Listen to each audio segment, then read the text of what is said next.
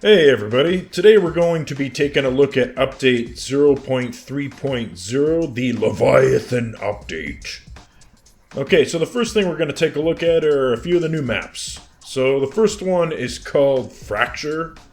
I wonder why. So this one's pretty weird looking.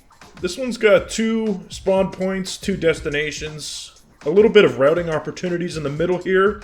You're going to have to make use of these exploded tiles in order to build out your death maze. There's quite a few tantalizing booster pads scattered throughout, as well as these gleep containers. But this one's going to be a little challenging trying to find decent places to put your turrets. You're probably going to want to use weapons that have long range, beams, SRMs, snipers, that sort of thing. Alright, so the next one we're going to look at here is called Stencil. And it's a large platform where the middle has kind of been cut out and lifted up.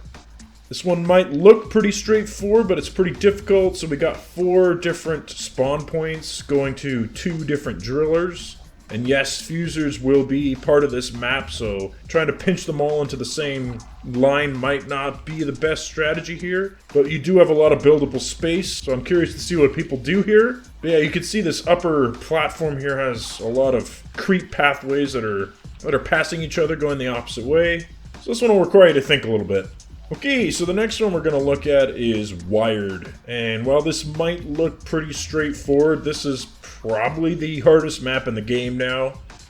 This one took a while for me to even figure out how to play it. So you have 2 spawners, and the paths are going to want to cross each other on their way to the drillers. And trying to make the most of this maze is quite complicated. You kind of want to route the creeps up and around and through, and then also do the exact same thing in reverse for the second path. So what I've done here is just quickly lay down some walls to show people what probably is the best map layout as far as our maze is concerned.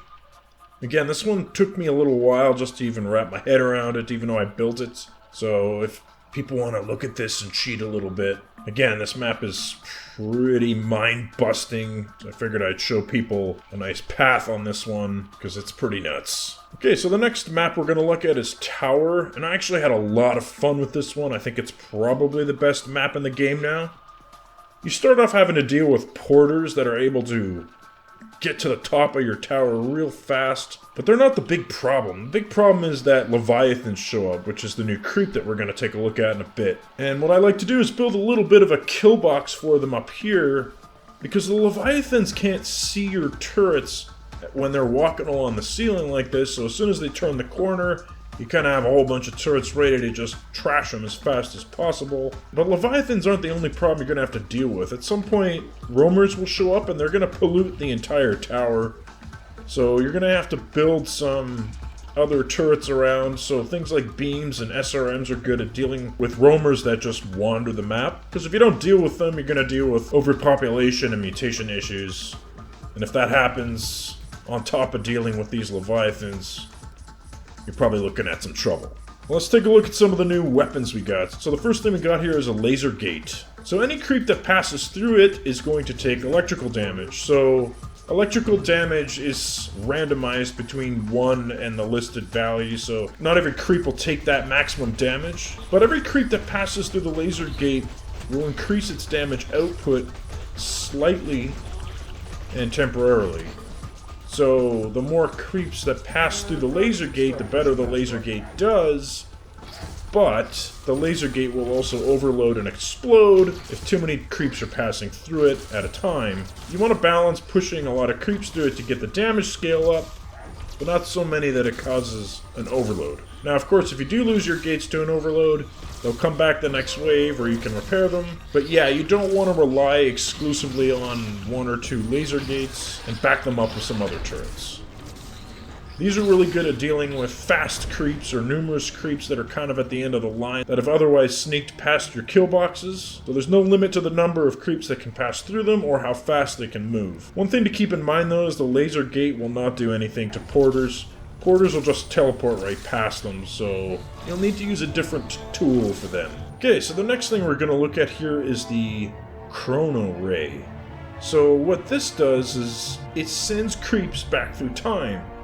or basically rewinds their path, so you'll see that this creep has now appeared where it was in the past. Now, it'll keep all the damage it's taken, of course, but this allows creeps to experience your glorious death maze a second time. Now, Paradox Prevention 101, you can only send creeps back through time once, so you'll notice the Chrono Ray won't even bother to shoot that creep again, but the creeps behind it, they will get targeted. It's a 2x2, it's very expensive, but it's really good if you place it at the end of a kill box, send a creep back through so they can run through it again. Okay, so now we're going to take a look at the new creep, the Leviathan. So this is an enormous creep, a ton of health, it shoots explosive orbs that'll track and hunt you down. This thing really is a force to be reckoned with, and even if you can damage it somewhat, it just gets pissed off, runs faster, shoots faster, and creates all kinds of problems.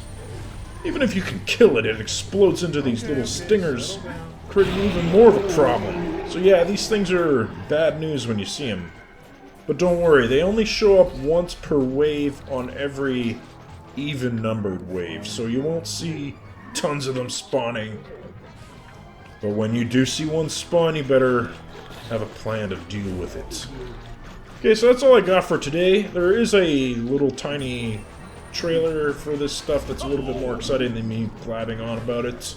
But I figured I'd just blab about this one anyway, since I do these video blog updates. But yeah, check out 0.3.0, the Leviathan update. There's a bunch of other stuff in the patch notes if you're interested.